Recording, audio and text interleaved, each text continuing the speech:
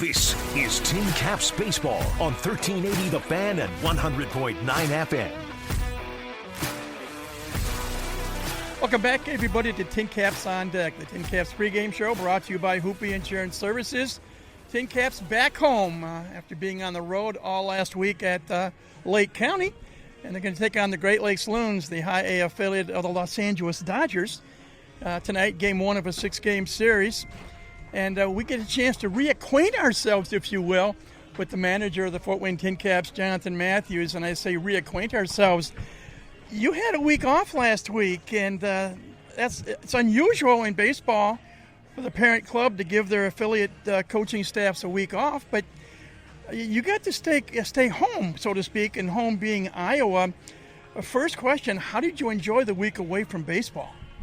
Yeah, honestly, it's the San Diego Padres are great, and then that they give us a week off, a series, and so I'm certainly not going to miss a series here at home. So I chose to miss the series last week in Lake County, but yeah, so I went home, and my wife has been holding the fort down all spring and summer, so I felt like it was time for me to kind of do my part. So I helped stain the deck and helped mow the lawn a few times. We had a couple of moles in the yard I had to take care of. I don't know how PETA friendly it was, but so yeah, I had to get some things back in order around the house to get back in good graces with my wife.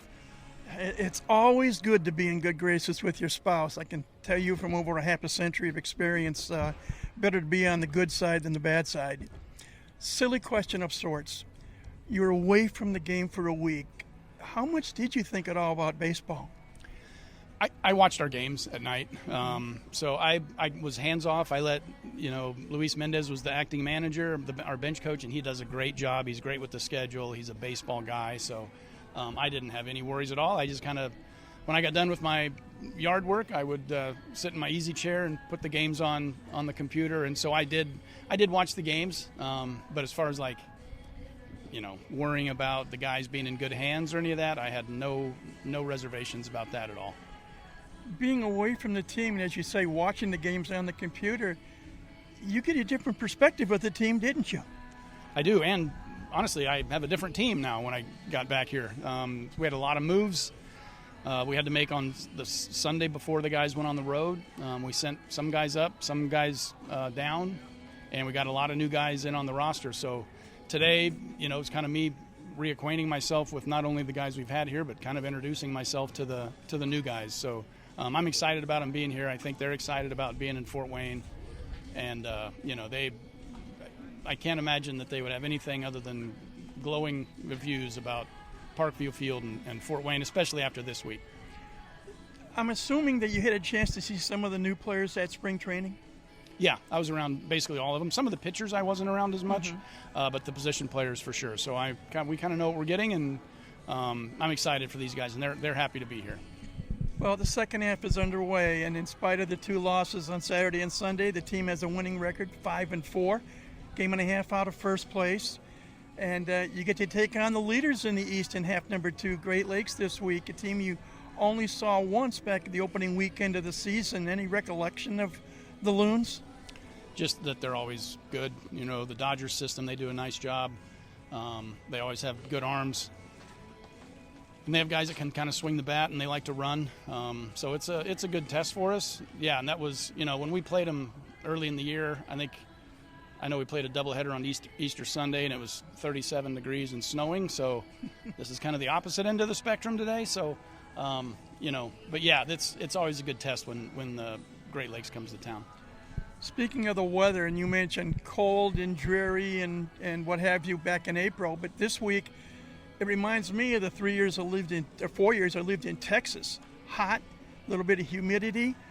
With it being so warm and so humid this week, does that change anything in terms of not just player personnel, but like how long you may go with a pitcher in a given situation? For sure, and it probably also changes our, we'll probably adjust our workday schedule a little bit. To me, the most important part of the day is at 7:05, and so I understand that we're in player development and we have to get work in, and we will do that. But I want the guys ready to play when it's game time. So, yeah, so we'll keep an eye for sure on our pitchers and the position players for that matter.